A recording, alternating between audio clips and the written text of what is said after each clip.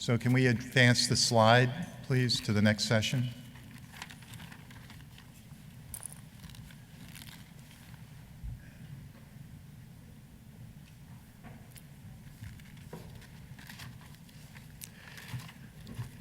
Hello, everyone. My name is Bernard Siegel. I'm Executive Director of the Regenerative Medicine Foundation and Chair of the annual World Stem Cell Summit. We've all learned a lot of things this morning already. We've also even learned how we're going to save the northern white rhino from extinction, we hope. The sessions in this room are very special. Some of them are futuristic. Some of them are a little esoteric. But I assure you, in a world that is future shock, a future shock world, what you're hearing from this podium is very, very important. For our next speaker, I'm really honored to introduce Eve Harold.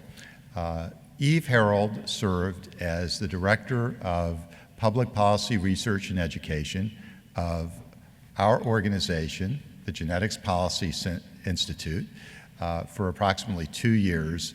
At our very formative stage, Eve was instrumental in our first 2 World Stem Cell Summits that we produced, one at Baylor College of Medicine in Houston in 2005 and at Stanford University in 2006. Indeed, Eve, you were present at the creation. Eve also was present at the creation of the policy debates over embryonic stem cell research that happened back in the early 2000s. And wrote a phenomenal book called Stem Cell Wars, Stories from the Front Lines, which is one of the few volumes that really discuss the history and the socio-political fault lines over embryonic stem cell research. It's a very, very important book. And her latest book, which I'm very proud to have the back cover blurb, or front cover blurb, I think it's the back cover blurb, is Beyond Human. Those books will be available for sale, I think, outside, and Eve is going to be signing some autographs, hopefully, for this. This book is on its way to be a bestseller. Kirkus Reviews gave it a rave notice and called it an extremely important book. What Eve has done in this volume is describe really the future of mankind, humankind, and the amazing convergence of technologies that I referred to earlier, and why this is a very special time for our species. Eve has honored us to come here today and talk about real anti-aging, which is a provocative title if there ever was one, the soaring potential of converging technologies. Eve.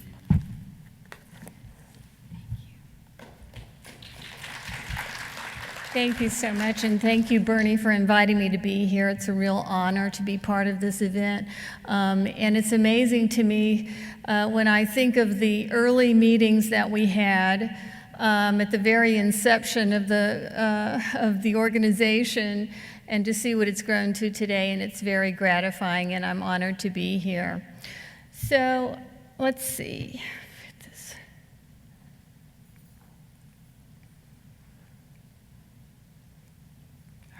This isn't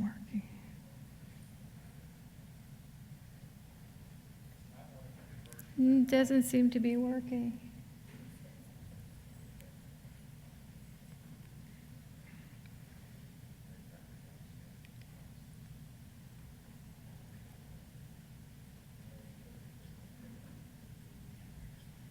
I'm sorry. You haven't got my slides? Really? Well, I'm glad I brought them. Sorry about that. They didn't have my slides, but fortunately I brought a backup. Always bring a backup. That's my prime directive. Should take just a minute to get that set up.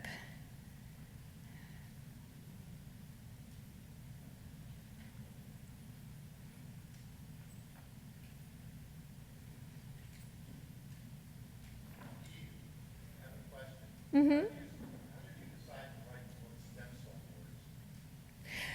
I wrote the book because I was living in Washington, D.C. at the time, and had been involved with some medical nonprofits And one of them was the Stem Cell Research Foundation, one of the very first organizations that promoted stem cell research and actually provided funding for it. And it was just such a revelation to me, working in that field, to see the opposition and how it was opposed by right to life groups and kind of taken over, kind of co-opted as part of the right to life battle. And a lot of misinformation was going around because of that. I ended up getting into doing education about it because I wanted to kind of dispel some of that misinformation. And also, I was able, through the groups that I was affiliated with, to start to do some lobbying on Capitol Hill to try to educate legislatures, to promote funding and a better environment legally for funding and legality as far as doing the research.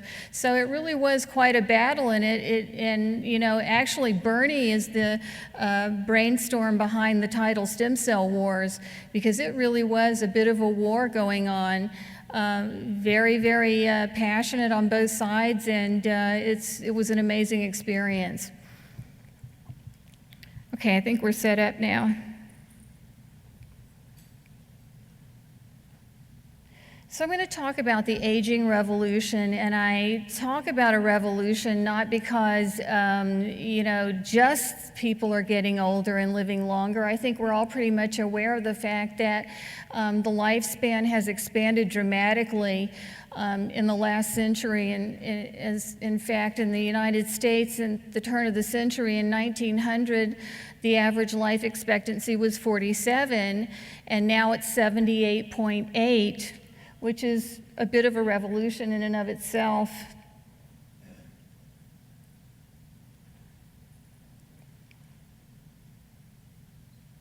So, as I mentioned, people are living longer, and this is true throughout the industrialized world and even in a lot of developing nations as well. The lifespan is getting longer and longer.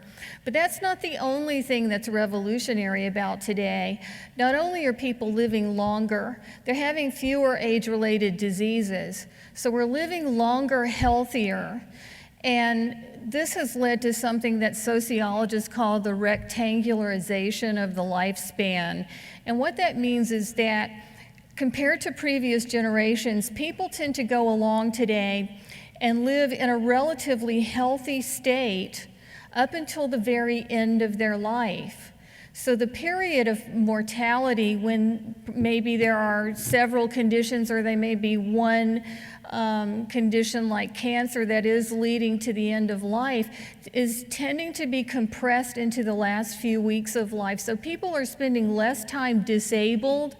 We're actually getting better at aging and living much better towards the end of our life. Most of the life extension that's taken place now is called Technophysio evolution.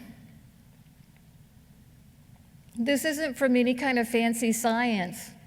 This is all stuff that we've done just as society progresses and as economies develop.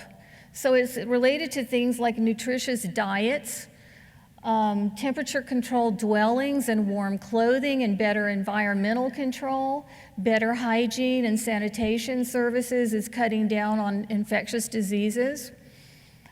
Vaccinations and antibiotics have made a huge difference in terms of longevity, and especially when it comes to children and young people not getting some of the diseases and infections that used to cut life very, very short in the 19th century and before. Also, leisure time has brought in an age when people actually do engage in healthy exercise. We kind of think in the past people might have been really physically fit because they were doing farming and things like that. But in reality, what they did was a lot of repetitive movement.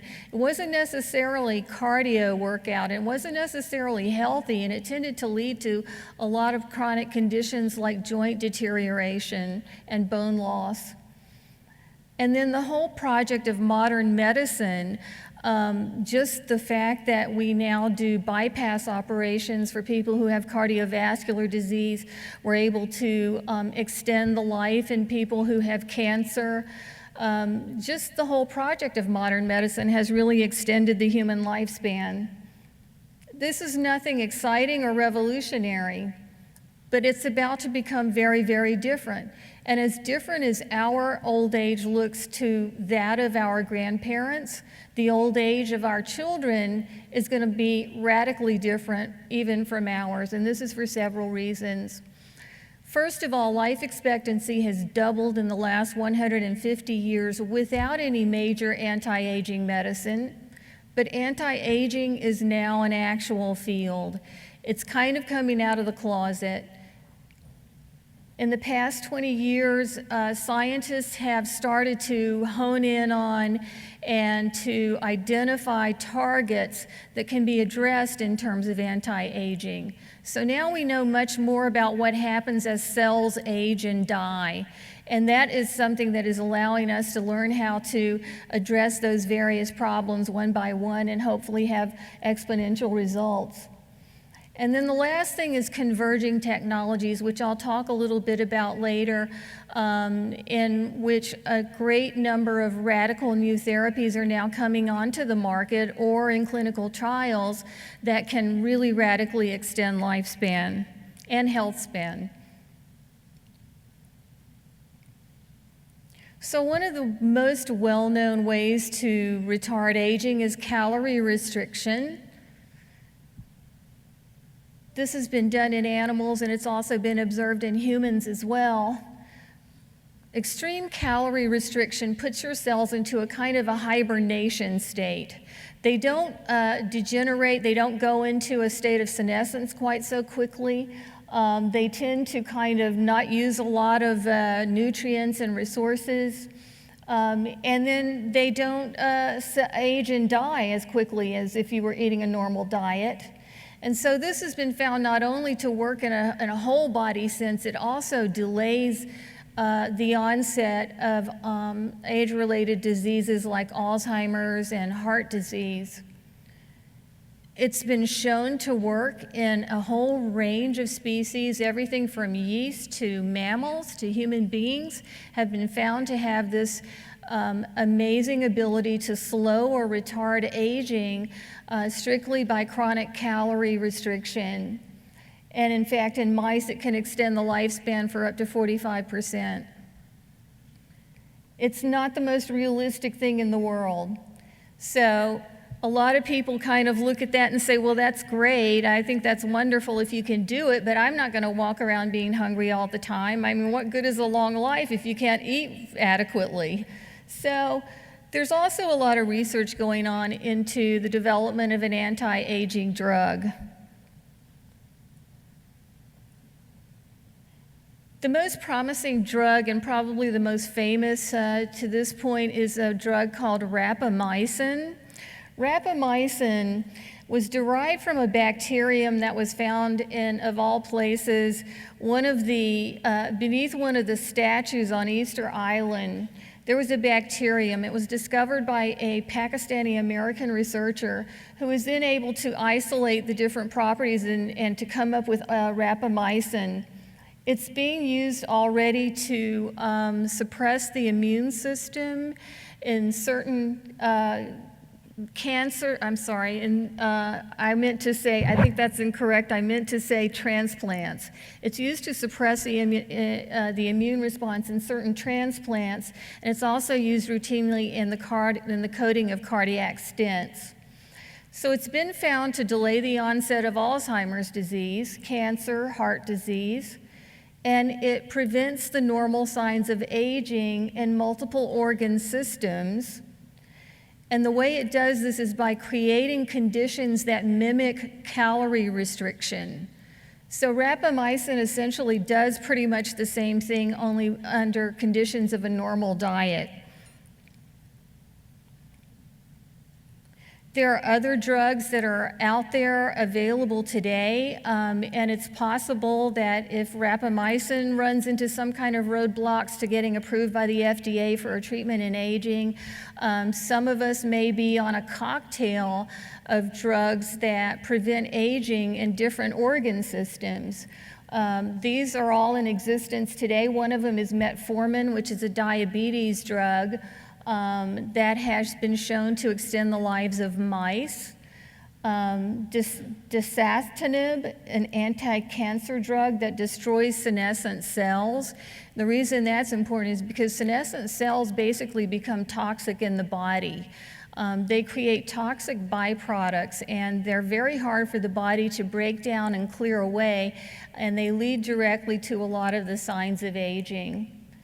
Then there's a drug called bimagrumab, which targets muscle loss and general frailty. So we all lose muscles as we get older, and after the decade of our 40s, we basically lose about 10% of our muscle mass every year.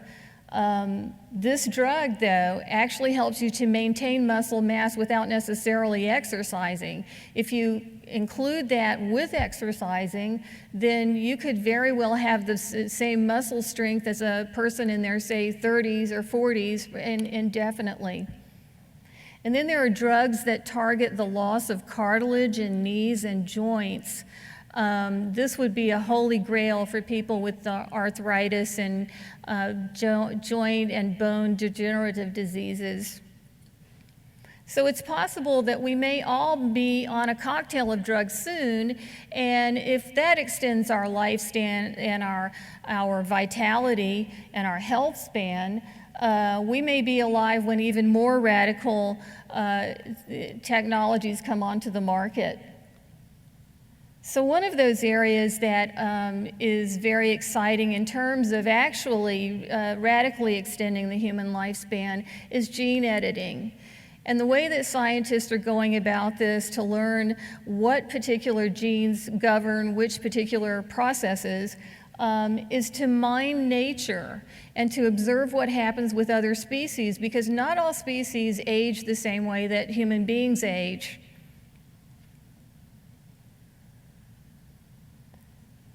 So some researchers at the Buck Institute, which is an anti-aging research institute, were able to basically quintuple the lifespans of worms by manipulating their DNA.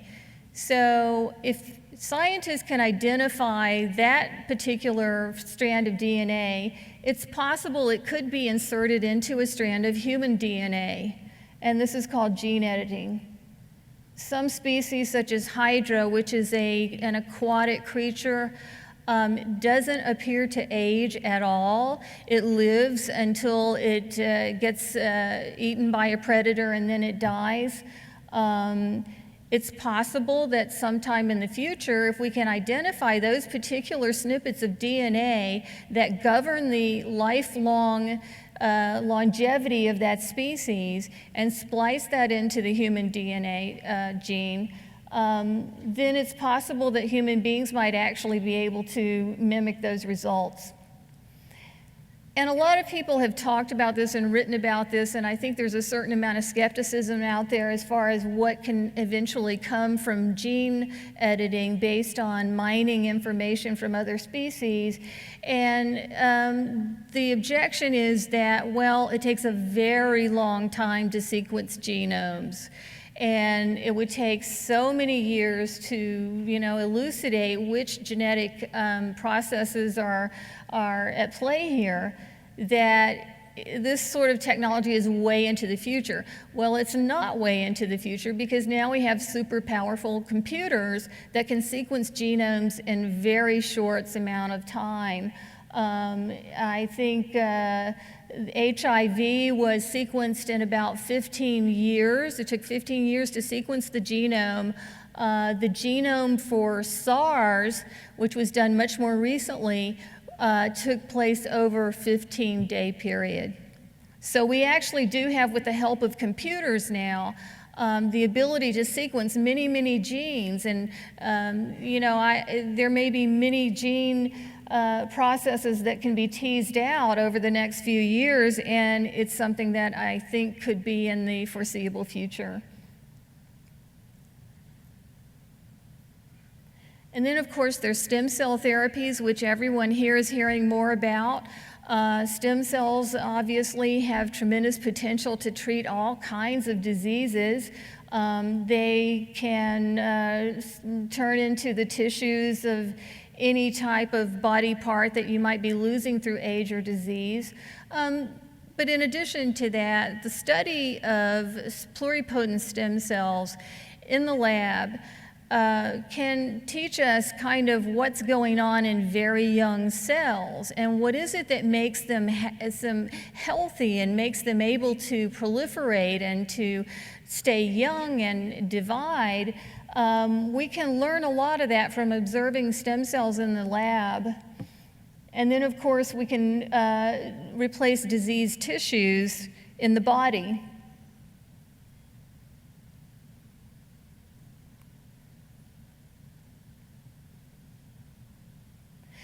And then looking forward even farther into the future, and this is strictly theoretical at the moment, but there is a good bit of theory out there about nanotechnology.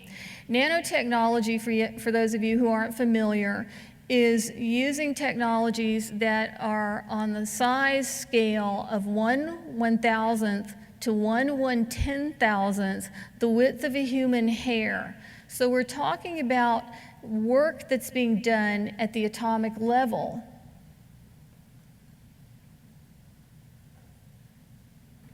So nanotechnology, in a way, is a convergence of many different fields. It's a convergence of chemistry, biology, physics, computing, and robotics. And the way that it's foreseen that it may potentially be able to cure aging is to create a countless number of tiny, tiny nanobots. This is being approached as an engineering problem, something that again has been criticized. Well, you know, we don't want to look at the body as a product or as a machine because that's not really realistic. The body's more complex than that. Well, it's not necessarily more complex than that. Nanotechnology includes tiny programmable computers that would be injected into the bloodstream, and they would not need a battery because they would be powered by chemicals that occur naturally in the body. Nano-sized drugs and robots can penetrate cells, tissues, molecules, and repair them on the molecular level. They can hone in on broken DNA and fix it. Broken DNA is a major factor in aging. So the way that these nanobots would do that is they would be programmed with a blueprint for the healthy the genome of the person who's receiving that injection. So the nanobots go through the body and they tumble through the bloodstream, and they're able to identify DNA working by molecule. They can identify broken DNA, and then they can rebuild it based on the healthy DNA blueprint. And theoretically, what scientists hope they can do is reverse aging throughout the entire body, because nanobots will be able to go anywhere that if a blood cell can go there, nanobots can go there.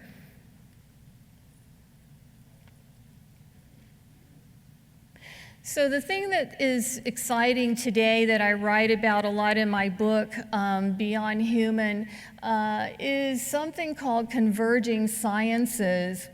A lot of science fields have now started to become mature and to reach a stage of development where they can be combined with other sciences and come up with very, very novel, interesting, exciting new therapies. So some of these fields, this is just some of them: physics, biology, neuroscience, chemistry, computing, electronics, microelectronics, software development, and these are coming up with what we call converging technologies, and that's a way of combining information technology, biological information, cognitive science, and nanotechnology.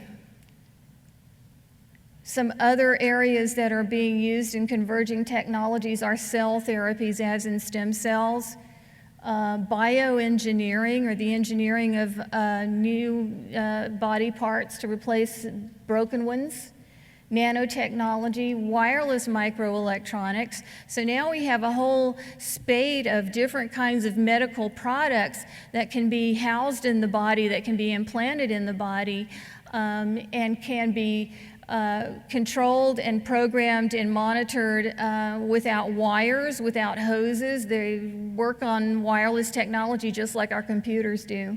And then robotics would also play a role.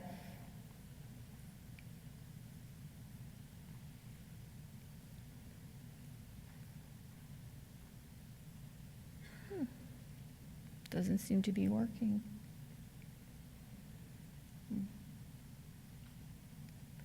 So this is giving birth to some very interesting and new approaches to education.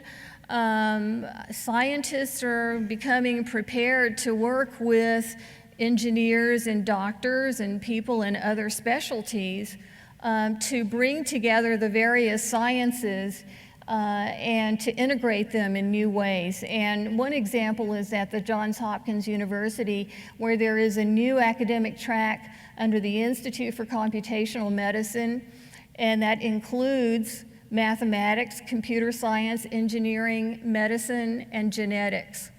So in order to do this, and these collaborations are happening all over the country now, but to prepare students to be able to take part in this kind of developmental science, they need to have a very broad-ranged education. So medical doctors need to speak the language of computer scientists. Computer scientists need to be able to think like biologists. Bioengineers need to understand all the various sciences that go into the products that they create and put them together.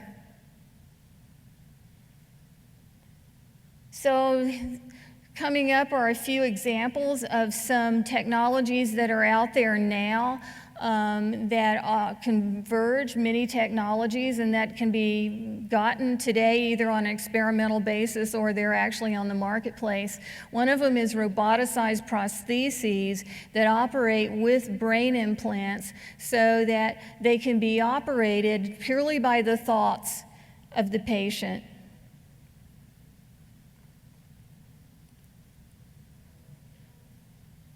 Also very well known, artificial joints. There are a lot of people getting artificial hips and knees these days. And of course, there's a long history in heart devices that take over some function of the heart or assist with the heart's function. This is a left ventricle assist device.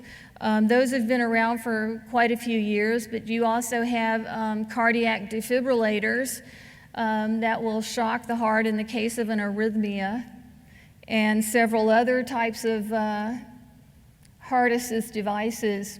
But you also now have a total artificial heart, and this is being given to people currently in America and in Europe as a bridge to transplant. So I wrote about a woman in my book who had a total artificial heart. She was only 40 years old, and a virus attacked her heart valves and basically destroyed her heart. It was unsalvageable.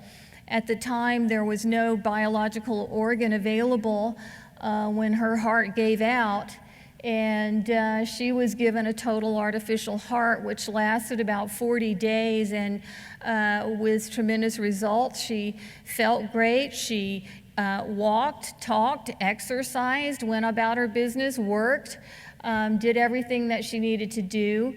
but it had a few drawbacks. I mean, one of them was that she had a hose that she carried a processor in a backpack, and there was a hose that just reached around and let me see, with an open incision that is used on that. I don't know why I'm having a problem with this.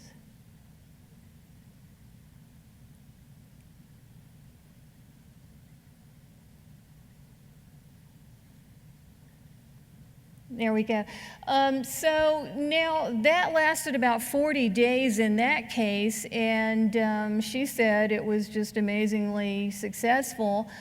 She did get a biological heart after that, and now is doing pretty well on her biological heart.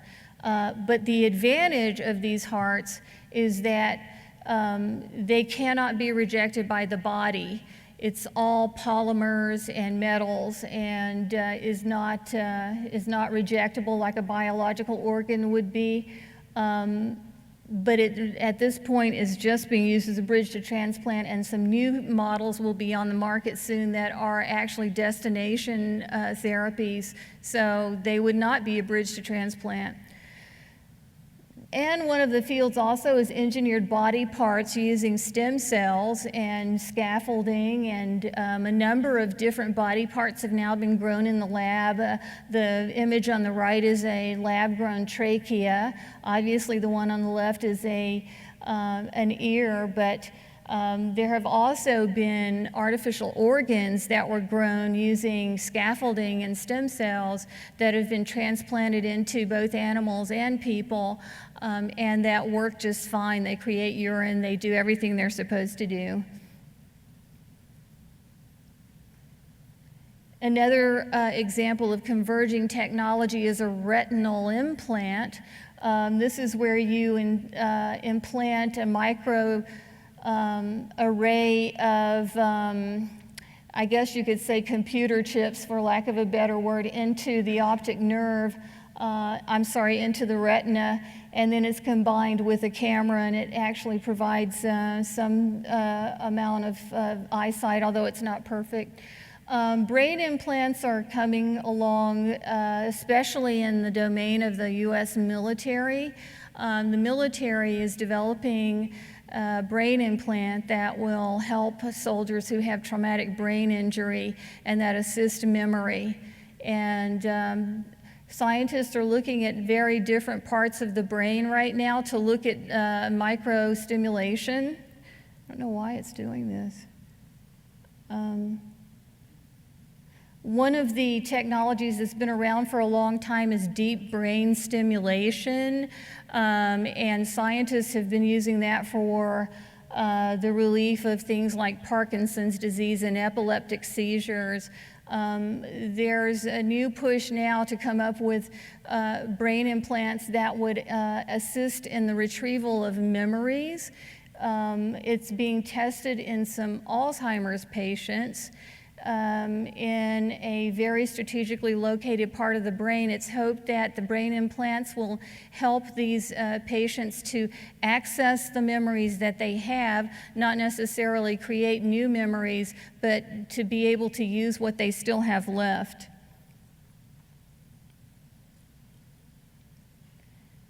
And then using gene editing with stem cells obviously would have some exciting possibilities as well.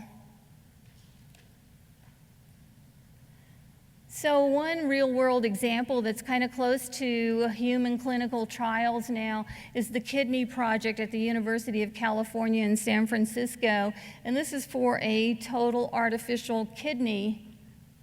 That's a picture of it there. It's about the size of a coffee cup. The artificial kidney contains hepatocytes taken from the actual patient.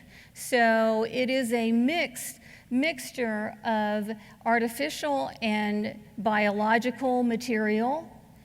It uses a nanotechnology coating and a hemofilter, which is a very, very fine-grained filter, which will will make sure that you keep proteins in the blood and can filter out things like salt and sugar. and it's powered by the patient's own blood pressure. It would be used as a destination therapy.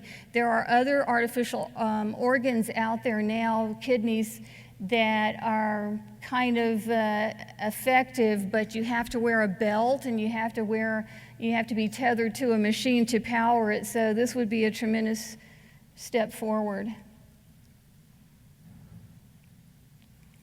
So we're looking at a future of technology-enhanced humans. And so I thought it might be interesting just to, on a closing note, to think about what it would be like to actually have many, many older people in society. So when I wrote about this, I decided to look at some of the psychological research in terms of what it's like to be an older person, and is that really something that is it desirable that we would live many, many years, and some of those years being quite old, although very healthy and fit. So what I found is that the research shows that older people are happier and have more stable moods than younger people.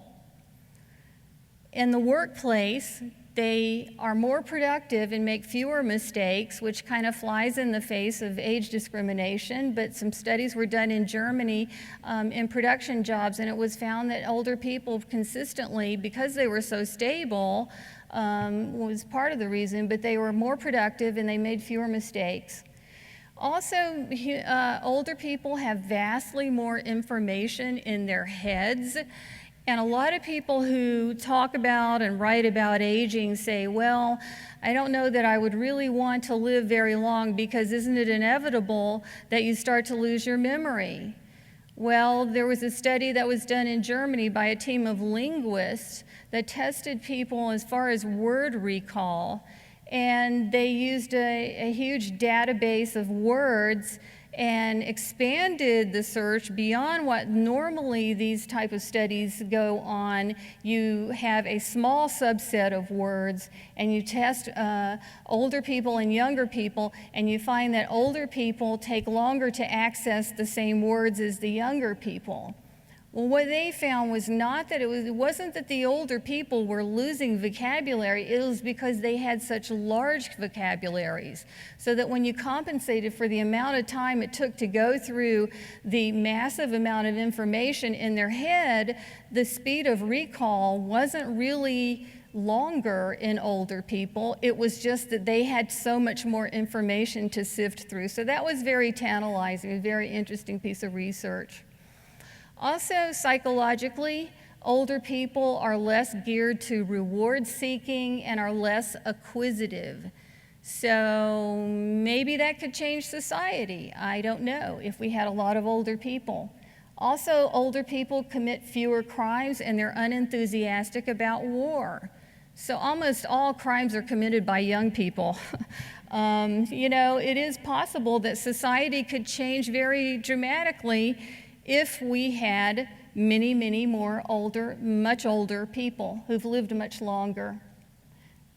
We have to keep in mind, though, that if we have radical life extension, we won't have old, decrepit people shuffling around being disabled. These older people will look and feel like young people. Then there's the longevity dividend that society accrues. It's also kind of a widespread misconception that the more older people you have in an economy, the more of a burden that is on the economy, and the more difficult it is for everybody. But that's not actually true, because economists have run this through the numbers many times over, and there actually is a longevity dividend in which older people stay vital and work longer, and because they're very efficient and because they have all these other qualities, they actually generate wealth for the society that they live in.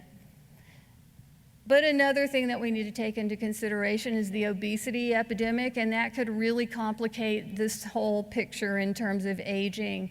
So we haven't seen the old age yet of a lot of the young and middle-aged people today who are severely overweight or obese. and the kind of health consequences those will have. So that could potentially throw a wrench into the works. Another issue is population control. If we do have radical life extension, and if a lot of people choose it, then obviously reproduction will need to go down, and that's an open issue that hasn't been resolved and will need to be resolved. And also the cultural changes from radical life extension could be much greater than anticipated. We just don't know because we've never lived in a society. We've never lived in a society like the one we live in today, where we have a lot of people who are in their 70s and 80s and 90s.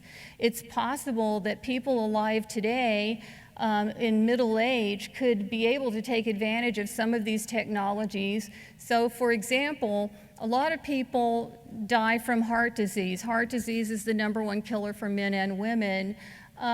If your heart gave out, you might be terminally ill. But a lot of people who die of heart disease are otherwise fairly healthy. So we don't know how long those people would live if you were to replace their heart. So we just don't know, but I think the cultural changes from life extension could be very, very great. And that's all I have today. I'd be glad to take some questions if anybody.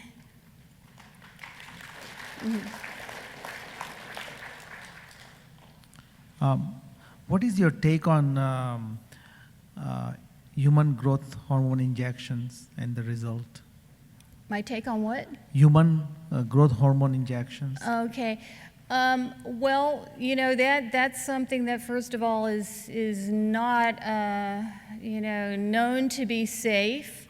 There are people who work on the assumption that by replacing the hormones of a younger body, that your body will then, you know, regenerate and be, you know, will be more like a young body. But in actuality, the studies about hormones in general having an anti-aging effect have not borne out. And at the same time, it is thought that there may be a connection between human growth hormone and certain cancers. So it's strictly experimental at this point. There are people who do it, but it isn't really backed up by science at this time.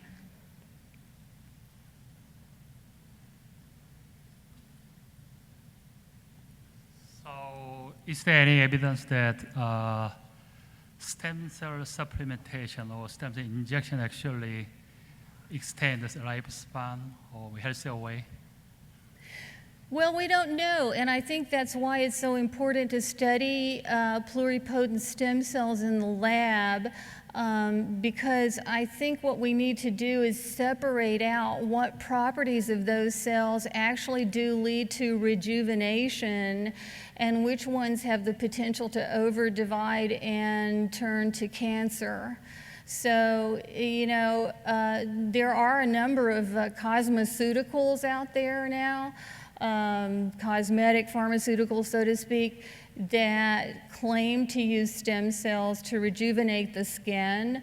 I don't know how, you know, effective that is because that's not really regulated under the FDA.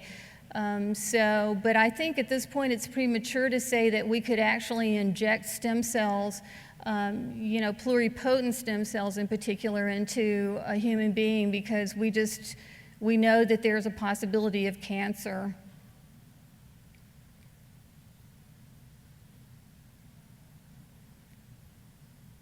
Anybody else? Okay, well, thank you very much.